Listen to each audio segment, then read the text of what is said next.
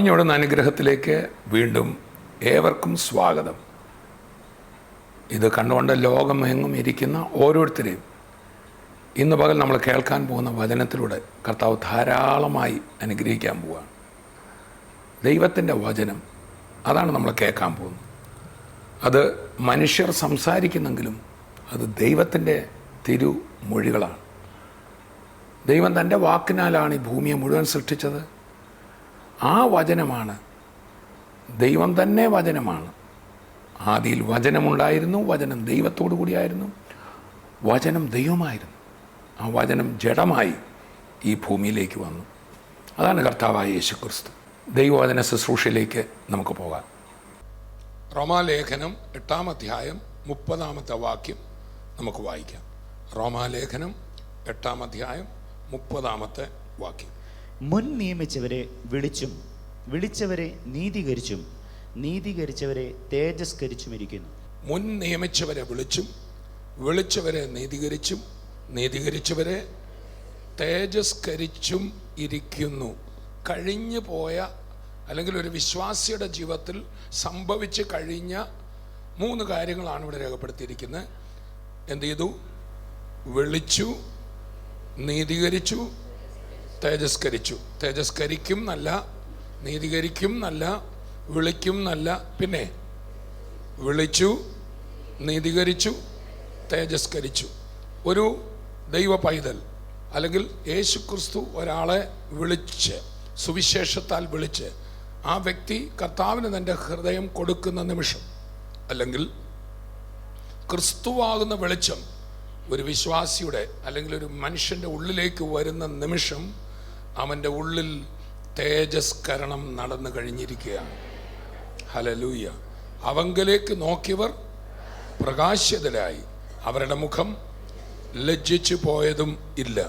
യേശു കർത്താവിലേക്ക് ഒരു വ്യക്തി നോക്കുമ്പോൾ തന്നെ ക്രിസ്തുവിൻ്റെ ദിവ്യപ്രകാശം ഒരു വ്യക്തിയുടെ ഉള്ളിൽ വരികയും പാപിയായ വ്യക്തിയുടെ ഇരുണ്ട ഹൃദയം ഒരൊറ്റ നിമിഷം കൊണ്ട് പ്രകാശിക്കുകയാണ്. ഹല്ലേലൂയ. മനുഷ്യനെ ദൈവം സൃഷ്ടിച്ചത് പ്രകാശത്തിലാണ്. മനുഷ്യനെ ദൈവം സൃഷ്ടിച്ചപ്പോൾ അവൻ ദൈവ തേജസ്സിനാൽ ചുറ്റപ്പെട്ടിരുന്നു. ഞാനും നിങ്ങളും ഇന്ന് ഇട്ടിരിക്കുന്നത് പോലെ ഒരു ഡ്രസ്സിൻ്റെ ആവശ്യം മനുഷ്യനുണ്ടായിരുന്നില്ല. Price the Lord. അവൻ മുഴുവൻ തേജസ്സിലായിരുന്നു. ദൈവ തേജസ്സായിരുന്നു അവൻ്റെ വസ്ത്രം. Price the lord. ഹല്ലേലൂയ.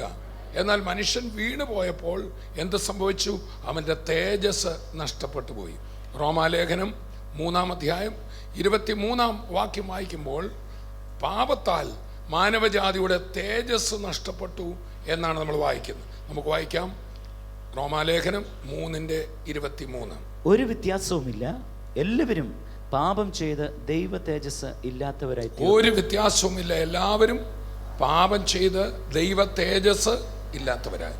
നമുക്കൊരു വേദവും കൂടെ വായിക്കാം. ഈ തേജസ് നഷ്ടപ്പെടുത്തിയ മനുഷ്യനെ, തേജസ് നഷ്ടപ്പെട്ട മനുഷ്യന് അവന് തിരികെ തേജസ്സിലേക്ക് നടത്തുവാൻ വേണ്ടിയാണ് ക്രിസ്തുവിനെ ഈ ലോകത്തിലേക്ക് അയച്ചത്.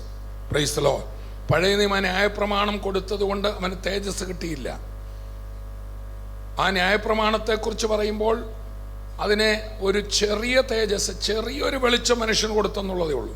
അതുകൊണ്ടാണ് 2 കൊരിന്ത്യർ 3-ൽ പറയുന്നത്, പഴയ നിയമ ശുശ്രൂഷയെക്കുറിച്ച് പറയുമ്പോൾ പറയാണ്, അത് അല്പം വെളിച്ചത്തോടു കൂടെ വന്നു, എന്നാൽ അത്യന്ത തേജസ്സായ പുതിയ നിയമ ശുശ്രൂഷ അഥവാ ക്രിസ്തുവിൻ്റെ മുമ്പിൽ ആ തേജസ് ഒട്ടും തേജസ്സില്ലാത്തതായി. Price the Lord. ന്യായപ്രമാണം വന്നപ്പോൾ കൊല ചെയ്യരുത്, മോഷ്ടിക്കരുത്, വ്യഭിചാരം ചെയ്യരുത്, മോഹിക്കരുത് എന്നൊക്കെ പറഞ്ഞപ്പോൾ ദൈവത്തെ വിട്ട് ഇരുളിൽ ജീവിച്ച മനുഷ്യന് അല്പം വെട്ടം കിട്ടുകയായിരുന്നു. എന്നാൽ അത് അല്പം വെളിച്ചം മാത്രമാണ്, ചെറിയ വെളിച്ചം മാത്രമാണ്. Price the Lord. എന്നാൽ ചെറിയ വെളിച്ചത്തിലായിരുന്നെങ്കിലും ആ യഹൂദൻ ഇരുളിൽ തപ്പിത്തടയുകയായിരുന്നു. എന്നാൽ വലിയൊരു വെളിച്ചം ഈ ലോകത്തിലേക്ക് വന്നു. ദൈവത്തിൻ്റെ തേജസ്സാണ് ക്രിസ്തു. ആരാണ് ക്രിസ്തു? ദൈവത്തിൻ്റെ തേജസ്സാണ്. Praise the lord. ഹല്ലേലൂയ. ആ തേജസ്സായ ക്രിസ്തുവിലൂടെ നമ്മളെയും എന്തിലേക്ക് നടത്തുകയാണ്? തേജസ്സിലേക്ക് നടത്തുകയാണ്. എബ്രായ ലേഖനം 2-ാം അധ്യായം 10-ാം വാക്യം വായിച്ചാട്ടെ. സകലത്തിനും ലാക്കും സകലത്തിനും കാരണഭൂതനുമായവൻ അനേകം പുത്രന്മാരെ തേജസ്സിലേക്ക് നടത്തും. അനേകം പുത്രന്മാരെ എങ്ങോട്ട് നടത്തുകയാണ്? തേജസ്സിലേക്ക് നടത്തുമ്പോൾ അവരുടെ രക്ഷാനായകനെ കഷ്ടാനുഭവങ്ങളാൽ തികഞ്ഞവനാക്കുന്നത് യുക്തമായിരുന്നു. Praise Lord. നമ്മൾ അവനെ പോലെ ആകുവാൻ വേണ്ടി അവൻ എന്ത് ചെയ്തു? നമ്മെ പോലെയായി. തൻ്റെ തേജസ് വിട്ട് നമുക്ക് മനുഷ്യന് ആ തേജസ് നഷ്ടപ്പെട്ട നമ്മുടെ ഈ ശരീരത്തിൻ്റെ സാദൃശ്യത്തിലുള്ളൊരു ശരീരം കർത്താവ് ഏറ്റെടുത്ത് തേജസ് ഇല്ലാത്ത ശരീരത്തിലാണ് കർത്താവ് ഈ ലോകത്ത് വന്നത്. Praise Lord. യേശു ക്രിസ്തു ദൈവത്തിൻ്റെ തേജസ്സാണ് എന്ന് നമ്മൾ വായിക്കുന്നു. എബ്രായ ലേഖനം 1:1 മുതൽ താഴ്ത്തുന്നു വായിച്ചു. എബ്രായ ലേഖനം 1:1 മുതൽ ദൈവത്തിന്റെ തേജസ്സാണ് ക്രിസ്തു. ദൈവം പണ്ട് ഭാഗമായിട്ടും വിവിധമായിട്ടും പ്രവാചകന്മാർ മുഖാന്തരം പിതാക്കന്മാരോട് അരുളി ചെയ്തിട്ട് ഈ അന്ത്യകാലത്ത് പുത്രൻ മുഖാന്തരം നമ്മോട് അരുളി ചെയ്തിരിക്കുന്നു. യേശു ക്രിസ്തു ഈ ലോകത്തിൽ വന്ന സമയം മുതലുള്ള കാലത്തെ അന്ത്യകാലം എന്നാണ് പറയുന്നത്. അന്ത്യകാലത്ത് പുത്രൻ മുഖേന നമ്മോട് അരുളി ചെയ്തിരിക്കുന്നു. ഈ പുത്രൻ ആരാന്ന് അടുത്ത വാക്യം വായിക്കാം. അവനെ താൻ സകലത്തിനും അവകാശിയാക്കി വെച്ചു. യേശു ക്രിസ്തു ആരാണ്? സകലത്തിനും അവകാശിയാണ്. അടുത്ത വാക്യം. അവൻ മുഖാന്തരം ലോകത്തെയും ഉണ്ടാക്കി. അവന്റെ തേജസ്സിന്റെ പ്രഭയും. അവന്റെ തേജസ്സിന്റെ പ്രഭയാണ്. പിതാവാം ദൈവത്തിന്റെ തേജസ്സാണ് കർത്താവായ യേശു. നിങ്ങൾ ദൈവത്തെ നോക്കിയാൽ അവിടെ വെളിച്ചം മാത്രമേ കാണുകയുള്ളൂ. ദൈവം വെളിച്ചമാണ്. Price the Lord. സ്തെഫാനോസ് കല്ലേറ് കൊണ്ട് മരിക്കുന്ന സമയത്ത് നമ്മളിങ്ങനെ വായിക്കുന്നു, അവൻ തല ഉയർത്തി നോക്കുമ്പോൾ ദൈവ തേജസ്സിൻ്റെ വലത്ത് ഭാഗത്ത് പുത്രനും നിൽക്കുന്ന കാഴ്ചയാണ് കണ്ടത്. Price the Lord. അപ്പം ദൈവത്തിൻ്റെ ഇപ്പം ഇവിടെ ഇരിക്കുന്ന ഈ ബൾബിൻ്റെ വെളിച്ചം ഇന്നയാളാണെന്ന് പറഞ്ഞാൽ വെളിച്ചമാണല്ലോ എല്ലാം. Price the Lord. അതുകൊണ്ടാണ് കൊലോസ്യ ലേഖനത്തിൽ വായിക്കുന്നത്, അവനിലല്ലോ ദൈവത്തിൻ്റെ സർവസമ്പൂർണതയും ദേഹരൂപമായി വസിക്കുന്നത്. ദൈവത്തിലുള്ള എല്ലാ നന്മകളും ഒരു വ്യക്തിയിൽ വാസം ചെയ്യുന്നു. അതാണ് കർത്താവായ യേശു ക്രിസ്തു. ചില ചോദിക്കും 3 ദൈവം ഉണ്ടോ എന്ന്. 3 ദൈവമില്ല, ഒരു ദൈവമേ ഉള്ളൂ. മനുഷ്യബുദ്ധിക്ക് അതീതമായ വലിയൊരു മർമ്മമാണ് തൃത്വം എന്ന സത്യം. Price the Lord. ദൈവം ഒന്നേ ഉള്ളൂ, പക്ഷേ 3 ആളത്വങ്ങളിൽ അത് നമ്മുടെ മുമ്പിൽ വെളിപ്പെടുകയാണ്. പെർഫെക്റ്റ് യൂണിറ്റി ലോകത്തിൽ എവിടെയെങ്കിലും ഉണ്ടെങ്കിൽ അത് ദൈവത്തിലാണ് നാം കാണുന്നത്. അതുകൊണ്ടാണ് പുത്രൻ പിതാവിനോട് പ്രാർത്ഥിക്കുമ്പോൾ, പിതാവേ, നാം ഒന്നായിരിക്കുന്നത് പോലെ ഇവരും നമ്മിൽ ഒന്നായിരിക്കട്ടെ. Hallelujah. Praise the lord. Praise the lord. ആ വലിയ ഐക്യത, പിതാവ്, പുത്രൻ, പരിശുദ്ധാത്മാവ്, അവർ 3 ദൈവങ്ങളല്ല, ഒറ്റ ദൈവത്തിൽ 3 ആളത്വങ്ങളിൽ വെളിപ്പെടുകയാണ്. മനുഷ്യൻ്റെ വാക്കുകൾക്കോ മനുഷ്യൻ്റെ ബുദ്ധിക്കോ ദൈവത്തെ പൂർണ്ണമായി ഒരു വിശ്വാസിക്കും ഒരു പ്രസംഗകനും ആർക്കും ഇതുവരെ പൂർണ്ണമായി ദൈവത്തെ തിരിച്ചറിയാൻ പറ്റത്തില്ല. എന്നാൽ മനുഷ്യന് ദൈവത്തെ തിരിച്ചറിയാൻ പറ്റുന്നതിൻ്റെ ഏറ്റവും കൂടുതൽ തിരിച്ചറിവ് നൽകിയത് യേശു ക്രിസ്തുവാണ്. ക്രിസ്തുവിലൂടെയാണ് മാനവജാതി ദൈവത്തെ മനസ്സിലാക്കുന്നത്. Price the Lord. അതുകൊണ്ടാണ് യോഹന്നാൻ 1:18 നമ്മൾ വായിക്കുന്നു, ദൈവത്തെ ആരും ഒരു നാളും കണ്ടിട്ടില്ല. പഴയ നിയമത്തിൽ പലരും കണ്ടതായിട്ടൊക്കെ കാണുന്നുണ്ടെങ്കിലും അതൊക്കെ ഒരു ചെറിയ ദൈവിക പ്രകടനം മാത്രമായിരുന്നു. അതുകൊണ്ടാണ് ഇവിടെ എബ്രായർ 1:1 നമ്മൾ വായിക്കുന്നത്, ദൈവം പണ്ട് ഭാഗമായി. That was A partial revelation. Old testament was A partial revelation. ലോകത്തിലെ വിവിധ ജനവർഗങ്ങൾക്ക് ദൈവത്തെക്കുറിച്ചുള്ള അറിവുണ്ട്. യഹൂദന് മാത്രമല്ല, ക്രിസ്ത്യാനിക്ക് മാത്രമല്ല. ദൈവം സർവശക്തനാണെന്ന്, ദൈവം സൃഷ്ടിതാവാണെന്ന്, ദൈവം സൃഷ്ടി സ്ഥിതി സംഹാരകനാണെന്ന്, ദൈവം സർവ്വവ്യാപിയാണെന്നൊക്കെയുള്ള അറിവ് വിവിധ മതങ്ങളിലും ജനവർഗങ്ങളിലും ഉണ്ട്. എന്നാൽ സമ്പൂർണമായി ദൈവത്തെക്കുറിച്ചുള്ള അറിവ് ഇവിടെ തരുവാനാണ് ദൈവം മനുഷ്യരൂപത്തിൽ ഇവിടെ വെളിപ്പെട്ടത്. അവൻ്റെ പേരത്രേ കർത്താവായ യേശു ക്രിസ്തു. യേശു പറഞ്ഞു, എന്നെ കണ്ടവൻ പിതാവിനെ കണ്ടിരിക്കുന്നു. അവൻ്റെ മടിയിലിരിക്കുന്ന ഏകജാതനായ പുത്രൻ അവനെ നമുക്ക് വെളിപ്പെടുത്തിയിരിക്കുന്നു. ദൈവത്തിൻ്റെ സമ്പൂർണത മുഴുവൻ ഒരു വ്യക്തിയിൽ കുടികൊണ്ടു. അതാണ് ആര്? കർത്താവായ യേശു ക്രിസ്തു. ആ ക്രിസ്തു മുഖേന നമ്മളെ തിരികെ ദൈവ തേജസ്സിലേക്ക്, മനുഷ്യന് നഷ്ടപ്പെട്ട തേജസ് മടക്കി തരുന്ന പദ്ധതിയാണ് ക്രിസ്തുവിൽ കൂടെയുള്ള വീണ്ടെടുപ്പ്. ചേർന്ന് കർത്താവിനെ സ്തുതിക്കാം. ഒരു മനുഷ്യൻ്റെ വ്യക്തിത്വത്തിൽ 3 ഭാഗങ്ങളുണ്ട്. നമ്മുടെ പേഴ്സണാലിറ്റിയിൽ 3 ഭാഗങ്ങളുണ്ട്. അത് ഏതൊക്കെയാണ്? എല്ലാവരും പറഞ്ഞു. ആത്മാവ്, ദേഹം. ഈ 3 ഭാഗത്തിൻ്റെ തേജസ്കരണം നടത്താനാണ് യേശു വന്നത്. ചേർന്ന് കർത്താവിനെ സ്തുതിക്കാം. ഒരു വ്യക്തി രക്ഷിക്കപ്പെടുമ്പോൾ, യേശുവിനെ ഹൃദയത്തിലേക്ക് സ്വീകരിക്കുമ്പോൾ, ഈ വ്യക്തിയുടെ ഏറ്റവും പരമപ്രധാനമായ ഭാഗമാകുന്ന ആത്മാവ് തേജസ്കരിക്കപ്പെടുകയാണ്. അതാണ് റോമർ 8:30 നമ്മൾ വായിച്ചത്. അവൻ മുൻ നിയമിച്ചവരെ വിളിച്ചവരെ നീതീകരിച്ചും നീതീകരിച്ചവരെ തേജസ്കരിച്ചും ഇരിക്കുന്നു. അതിനകത്ത് നമ്മുടെ ഭാഗം ഏതാണ്? ആ വിളിയോട് പ്രതികരിച്ചു. ഏതാണ് ഈ വിളി? അതാണ് സുവിശേഷം. ഇന്ന് ലോകം മുഴുവൻ കർത്താവ് വിളിക്കുകയാണ്, വരുവീൻ, ഈ നല്ല സമയം, കടന്നു വരുവീൻ, വരുവീൻ, യേശുവിൻ്റെ അരിക്കൽ വരുവീൻ. ലോകത്തെ കർത്താവ് വിളിക്കുകയാണ്. സുവിശേഷം എന്ന് പറയുന്നത് ഒരു സഭയെക്കുറിച്ച് പറയുന്നതല്ല, ഒരു മതം മാറ്റം പറയുന്നതല്ല, അതൊരു വിളിയാണ്. Praise the lord, hallelujah. അതിനെ മറ്റൊരു വലിയ രാജകീയ വിരുന്നിനോട് മത്തായി 22 ഉപമിച്ചിരിക്കുകയാണ്. Praise the lord. ഒരു രാജാവ് നടത്തിയ ഒരു വിരുന്ന്, സകലവും തയ്യാറാക്കി വെച്ചിട്ട് വീണ്ടും വിളിക്കുകയാണ്, വീണ്ടും വിളിക്കുകയാണ്, വീണ്ടും വിളിക്കുകയാണ്. പ്രിയപ്പെട്ടവരെ, തയ്യാറാക്കപ്പെട്ട ഒരു വിരുന്നിലേക്കുള്ള വിളിയാണ് സുവിശേഷം. ഒരു വ്യക്തിയെ സുവിശേഷം കൊണ്ട് കർത്താവ് വിളിക്കുമ്പോൾ വാസ്തവത്തിൽ ലോകത്തെ മുഴുവൻ കർത്താവ് വിളിക്കുക. യേശു പറഞ്ഞു, നിങ്ങൾ ഭൂലോകത്തിലൊക്കെയും പോയി സകല സൃഷ്ടിയോടും ഈ സുവിശേഷമാകുന്ന വിളി കൊടുക്കുവീൻ. ഹല്ലേലൂയ. ഈ ലോകത്തിലെ 700-ൽ പരം കോടി ജനങ്ങളും ദൈവത്തിൻ്റെ വിളി കേൾക്കണം എന്ന് കർത്താവ് ആഗ്രഹിക്കുകയാണ്.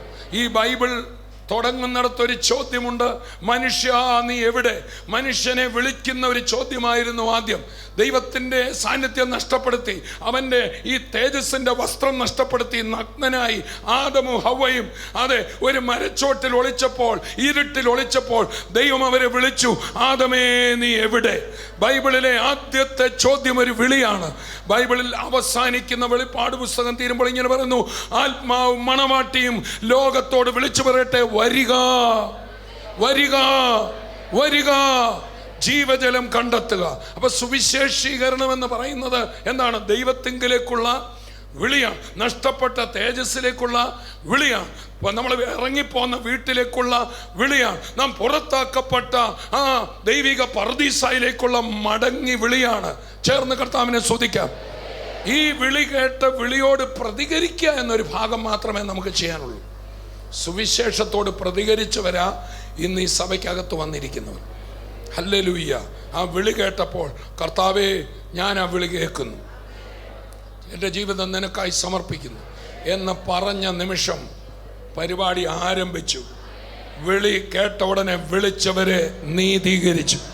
വിളിച്ചവരെ എന്ത് ചെയ്തു? നീതീകരിച്ചു. ചേർന്ന് കർത്താവിനെ സ്തുതിക്കാം.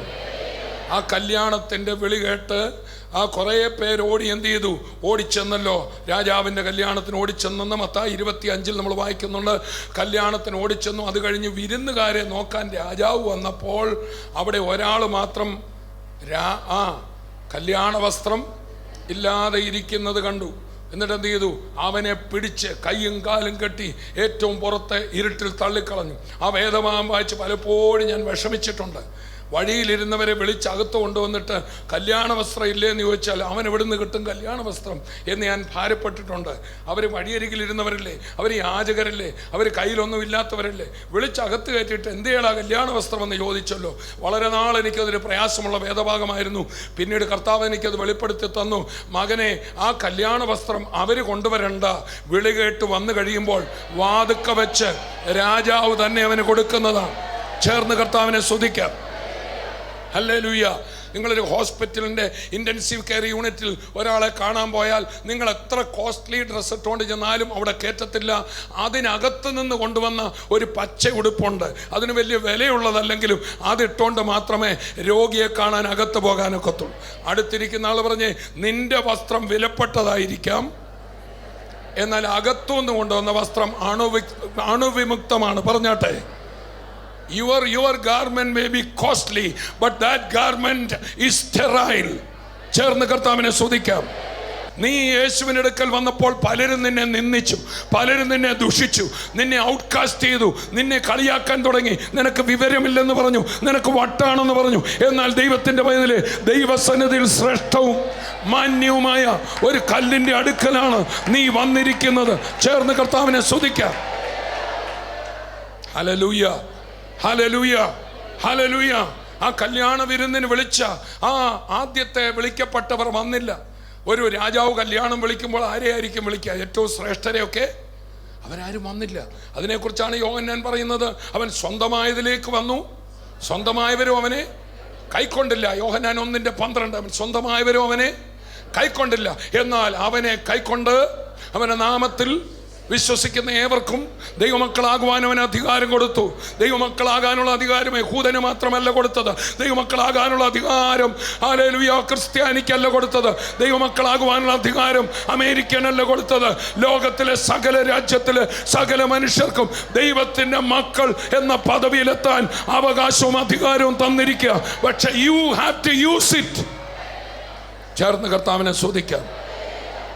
ഒരു വലിയ വ്യക്തി വന്നിട്ട് ഒരു ഓർഫനേജിലേക്ക് വന്നിട്ട്, അതെ, ഒരു രാജാവ് വന്നിട്ട് പറയാണ്, എൻ്റെ മകനാകാൻ എനിക്ക് സ്വന്തം മക്കളില്ല, അതുകൊണ്ട് ഓർഫനേജിൽ ഇഷ്ടമുള്ള കുഞ്ഞുങ്ങൾ ഓടി വന്നു, ഞാൻ നിങ്ങളെ എൻ്റെ അവകാശിയാക്കി മാറ്റാം എന്ന് പറഞ്ഞാൽ ആ കുഞ്ഞൂടെ തീരുമാനിക്കണം പോണോ വേണ്ടേ വന്നു വേണ്ടേ. ഇതാണ് സുവിശേഷം. ദൈവപുത്രനെ അയച്ചിട്ട്, അതാണ് അഡോപ്റ്റഡ് മക്കളായിട്ട് ആ ദൈവം നമ്മളെ സ്വീകരിക്കുന്നു. ചേർന്ന് കർത്താവിനെ സ്തുതിക്കാം. അതുകൊണ്ടാണ് റോമർ 8:14-15 വാക്യം വായിക്കും, നാം പിന്നെയും ഭയപ്പെടേണ്ടതിന് ദാസ്യത്വത്തിന്റെ ആത്മാവിനെ അല്ല, പിന്നെ അബാപിതാവേ എന്ന് വിളിക്കുന്ന സ്വപുത്രന്റെ ആത്മാവിനെ. ഇംഗ്ലീഷിലിരിക്കുന്ന സ്പിരിറ്റ് ഓഫ് അഡോപ്ഷൻ എന്നാണ്. ചേർന്ന് കർത്താവിനെ സ്തുതിക്കാം. ഹല്ലേലൂയ.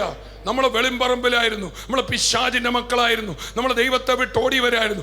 എന്നാൽ നമ്മുടെ കർത്താവ് നമ്മെ സ്നേഹിച്ച് നമ്മുടെ അടുക്കൽ വന്ന് നമ്മളെ ഓരോരുത്തരെയും വിളിക്കുക, കുഞ്ഞേ, എൻ്റെ രാജകുടുംബത്തിലേക്ക് ഞാൻ നിന്നെ വിളിക്കുകയാണ്, എൻ്റെ അനുഗ്രഹങ്ങളിലേക്ക് ഞാൻ നിന്നെ വിളിക്കുകയാണ്. ഇതൊരു മതം മാറ്റമല്ല, ഇത് ദൈവത്തിൻ്റെ വിളിയത്രേ.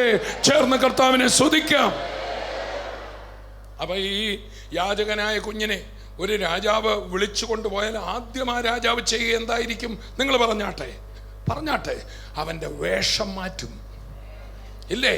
അവനെ കുളിപ്പിക്കും, അവന് നല്ലൊരു ചെരുപ്പ് കൊടുക്കും. അത് തന്നെയല്ലേ ആ അപ്പൻ്റെ വീട് വിട്ടുപോയ മുടിയനായ പുത്രൻ പന്നിക്കുഴിയിൽ കിടന്ന് സകലവും തകർന്നപ്പോൾ അവൻ ആരെക്കുറിച്ച് ഓർത്തു? അപ്പൻ്റെ വീടിനെ കുറിച്ച് ഓർത്തു. അവൻ മടങ്ങി വന്നപ്പോൾ അപ്പൻ ഓടിച്ചെന്ന് അവനെ കെട്ടിപ്പിടിച്ചിട്ട് അകത്ത് കയറ്റുന്നതിന് മുമ്പേ ചെയ്തത്, ഇവനൊരു മേൽത്തരമായ വസ്ത്രം കൊടുപ്പീൻ, ഇവന് കൈക്ക് മോതിരം കൊടുപ്പീൻ, ഇവൻ്റെ കാലിനെ ചെരുപ്പ് കൊടുപ്പീൻ, ഇവന് വേണ്ടി ഒരു വിരുന്നൊരുക്കുവീൻ. ചേർന്ന് കർത്താവിനെ സ്തുതിക്കാം. നിന്റെ ആകാരവും സ്വരൂപവും കർത്താവ് മാറ്റുകയാണ്. ഇതുപോലെ തന്നെ യേശുവിനെ നീ സ്വീകരിച്ച നിമിഷം എനിക്ക് നിങ്ങൾക്ക് ഒരു നീതിയുടെ വസ്ത്രം കർത്താവ് തന്നതോർത്ത് കരമടിച്ച് വായി തുറന്ന് കർത്താവിനെ സ്തുതിക്കാൻ. ആ മുടിയനായ പുത്രൻ വന്ന കീറിപ്പറഞ്ഞ ഉടുപ്പുമിട്ടിരുന്നാൽ ആ രാജകൊട്ടാരത്തിലെ ദാസന്മാരവനെ മാനിക്കുമോ? മാനിക്കില്ല. എൻ്റെ മകനെ എല്ലാവരും മാനിക്കണം. ഇതുപോലെ തന്നെയാണ് നിന്നെ കർത്താവ് നീതിയുടെ വസ്ത്രം ധരിപ്പിച്ചിരിക്കുക, നിന്നെ മാന്യത അണിയിച്ചിരിക്കുക, തേജസ്സും ബഹുമാനവും അവൻ മടക്കി തരികയാണ്. എല്ലാവരും പറഞ്ഞ തേജസ്സും മാന്യതയും. വിളിച്ചു പറഞ്ഞാട്ടെ, തേജസ്സും മാന്യതയും. വസ്ത്രം നിനക്ക് മാന്യത തരുന്നു ദൈവത്തിന്റെ പൈതലേ. അതാണ് നമ്മൾ ക്രിസ്തുവിനെ സ്വീകരിച്ച് സ്നാനപ്പെടുമ്പോൾ നമ്മൾ ക്രിസ്തുവിനെ എന്ത് ചെയ്തിരിക്കുക? ധരിച്ചിരിക്കുക. അപ്പോസ്തലന്മാർ സുവിശേഷീകരണത്തിന് പോകുന്നതിന് മുമ്പ് അവരോട് ഇങ്ങനെ പറഞ്ഞു, ഉയരത്തിലെ ശക്തി ധരിക്കുവോളം നഗരത്തിൽ തന്നെ പാർക്കുവേൻ. ഇവിടെ നമ്മൾ കാണുന്ന വേഷങ്ങളാണെങ്കിൽ കാണാത്തൊരു മാന്യതയേറിയ വസ്ത്രം അവൻ നമ്മളെ ധരിപ്പിച്ചു. മനുഷ്യൻ പാപം ചെയ്തു, അവൻ നഗ്നനായി കഴിഞ്ഞപ്പോൾ, അവൻ ആ മരത്തിൻ്റെ പുറകിൽ ഒളിച്ചു കഴിഞ്ഞപ്പോൾ നമ്മൾ വായിക്കുന്ന യഹോവയാം ദൈവം ഏദൻ തോട്ടത്തിൽ വന്ന്, മനുഷ്യ നീ എവിടെയെന്ന് ചോദിച്ചു. അവൻ പറഞ്ഞു, ഞാൻ നഗ്നനായ കൊണ്ട് ഞാൻ ഭയപ്പെട്ട് നാണിച്ച് ഒളിച്ചിരിക്കുക. Praise the lord, praise the lord. അന്ന് തുടങ്ങിയതാണ് ദൈവത്തിൻ്റെ മുമ്പിൽ ധൈര്യത്തോടെ നിൽക്കാൻ മനുഷ്യനുള്ള ഭയം. എന്നാൽ പ്രിയപ്പെട്ടവരെ, എനിക്ക് നിങ്ങൾക്കും കിട്ടിയ ഭാഗ്യം കേൾക്കണമോ? സ്തോത്രം. എബ്രായ ലേഖനം പറയാണ്, നമ്മുടെ ബലഹീനതകളിൽ സഹതാപം കാണിപ്പാൻ കഴിയുന്ന ഒരു ശ്രേഷ്ഠ മഹാപുരോഹിതൻ പിതാവിൻ്റെ സന്നിധിയിൽ ഉള്ളതുകൊണ്ട് ധൈര്യത്തോടെ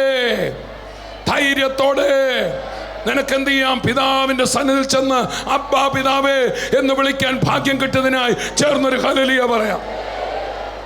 ദൈവത്തിൻ്റെ മക്കൾ വിശുദ്ധിയിൽ ജീവിക്കണം. ദൈവത്തിൻ്റെ മക്കൾ പാപവഴികളെ വിട്ടുതിരിഞ്ഞ് ജീവിക്കണം. എന്നാൽ നമ്മളിൽ ആർക്കും അവകാശപ്പെടാൻ കഴിയില്ല, കഴിഞ്ഞ ആഴ്ചയിൽ എനിക്കൊരു കുറവും വന്നില്ല എന്ന്. അങ്ങനെ അവകാശപ്പെടാൻ പറ്റിയ ആരെങ്കിലും ഇവിടെ ഉണ്ടോ? എനിക്ക് തോന്നുന്നില്ല ആരും ഇവിടെ കൈ ഉയർത്തുമെന്ന്. കഴിഞ്ഞ ആഴ്ച ചിന്തയിലോ നാട്ടത്തിലോ ഭാവത്തിലോ സംസാരത്തിലോ ഒരു കുറവും പറ്റാത്ത ആരും ഇവിടെ കാണില്ല.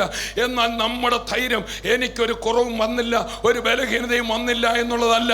എൻ്റെ ബലഹീനതകളിൽ സഹതാപം കാണിപ്പാനായി ഒരു മനുഷ്യനും ഇവിടെ ഇരിപ്പുണ്ട്. എന്നെയും നിങ്ങളെയും പോലെ ഒരു ശരീരത്തിൽ വന്ന് പിറന്ന് വിയർപ്പും ദാഹവും പരീക്ഷണങ്ങളും അനുഭവിച്ച ഒരു വ്യക്തി എനിക്ക് വേണ്ടി അവിടെ ഉണ്ട്. ചേർന്ന് കർത്താവിനെ സ്തുതിക്കാം. ഇന്ന് പകൽ മാനവജാതിയോട് യേശു വിളിച്ചു പറയാണ്, ഞാനല്ലേ ഇവിടെയുള്ളത്, മനുഷ്യനായി വന്ന ഞാനല്ലേ ഇവിടെയുള്ളത്, ഞാനല്ലേ നിനക്ക് വേണ്ടി ഇവിടെയുള്ളത്.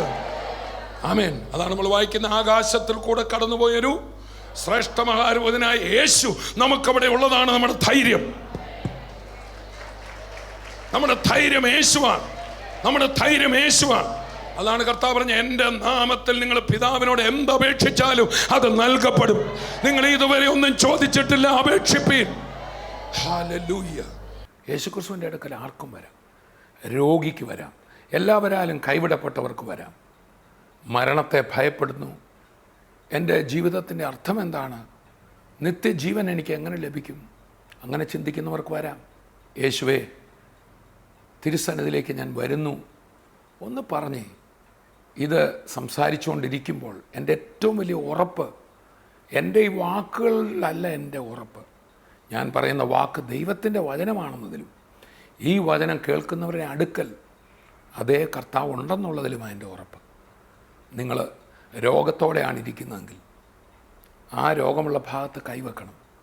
കർത്താവാണ് പറഞ്ഞത്, എൻ്റെ നാമത്തിൽ രോഗികളുടെ മേൽ വിശ്വാസത്തോടെ കൈവച്ചാൽ സൗഖ്യമാവും. ഇന്നത് സംഭവിക്കും, വലിയ മിറക്കിൾ സംഭവിക്കാൻ പോകുകയാണ്. നമ്മൾ കേട്ട വചനം, തങ്കുബ്രദറിന് മനോഹരമായി നമ്മൾ കേട്ട ആ സന്ദേശം, ക്രിസ്തു തൻ്റെ ജീവൻ നമുക്ക് വേണ്ടി തന്നു ക്രൂശിൽ. അതിൻ്റെ എല്ലാ പ്രിവിലേജസും നമുക്കുള്ളതാണ്. നിത്യജീവൻ, രോഗസൗഖ്യം, കുടുംബസമാധാനം എല്ലാം. നമുക്കൊന്ന് പ്രാർത്ഥിക്കാം. പിതാവേ, ഞങ്ങളങ്ങയെ സ്തുതിക്കുന്നു. ഞങ്ങൾ ഒന്നിച്ചേർന്ന് പ്രാർത്ഥിക്കുമ്പോൾ ഈ വചനം കേട്ട എല്ലാവരെയും തൃക്കരങ്ങളിൽ ഏൽപ്പിക്കുകയാണ്. പരിശുദ്ധാത്മാവിൻ്റെ വലിയൊരു സ്പർശനം ഇന്ന് ഓരോ മക്കളുടെ മേലും ഉണ്ടാകട്ടെ. യേശു ക്രിസ്തുവിൻ്റെ നാമത്തിൽ രോഗബന്ധനങ്ങൾ അഴിഞ്ഞു മാറട്ടെ. യേശുവിൻ്റെ നാമത്തിൽ ഹൃദയത്തിന് ഹാർട്ടിൻ്റെ ഭാഗത്ത് വലിയ വേദന അനുഭവിക്കുന്ന വ്യക്തി പലരും കാണാം. നിങ്ങൾ പ്രാർത്ഥിക്കണം. കർത്താവിൻ്റെ കരം അവിടെ വ്യാപരിക്കും.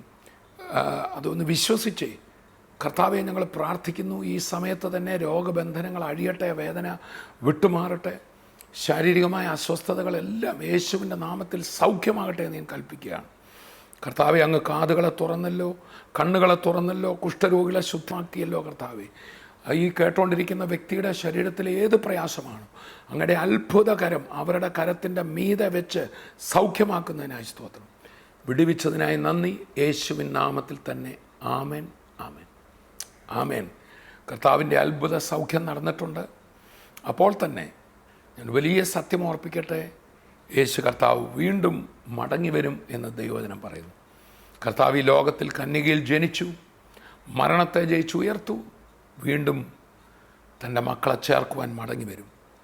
ഈ ലോകത്തിനപ്പുറത്ത് നമുക്ക് വേണ്ടി ഒരു നിത്യഭവനം ഒരുങ്ങുന്നു. ഈ ലോകം അല്ല നമ്മുടെ നിത്യസ്ഥലം. സോ നമുക്ക് മാനസാന്തരപ്പെടാം, നമ്മുടെ മനസ്സുകളെ ദൈവത്തിന് വിട്ടുകൊടുക്കാം.